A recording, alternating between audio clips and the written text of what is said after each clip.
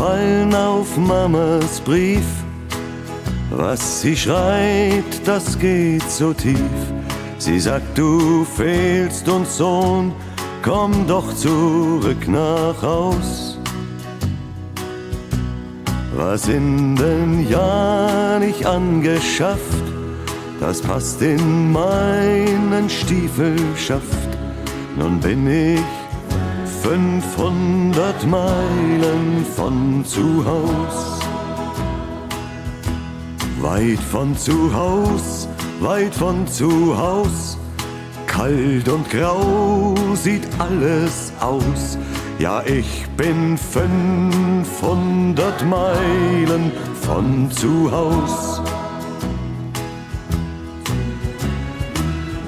Ich weiß, ich nahm diesen Weg, als ich damals mein Dorf verließ.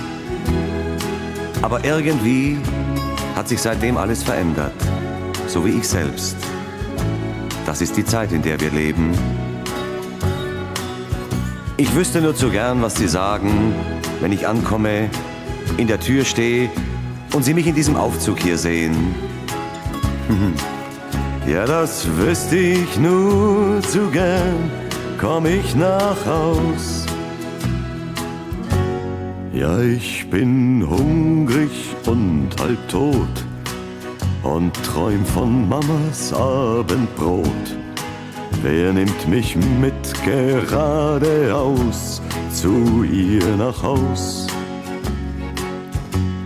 Ich halt den Daumen in den Wind und all die Zeit, die jetzt verrinnt, die trennt mich 500 Meilen von zu Haus. Weit von zu Haus, weit von zu Haus. Kalt und grau sieht alles aus.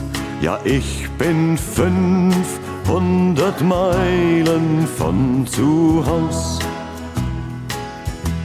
Ja, ich bin 500 Meilen von zu Haus. Ja, ich bin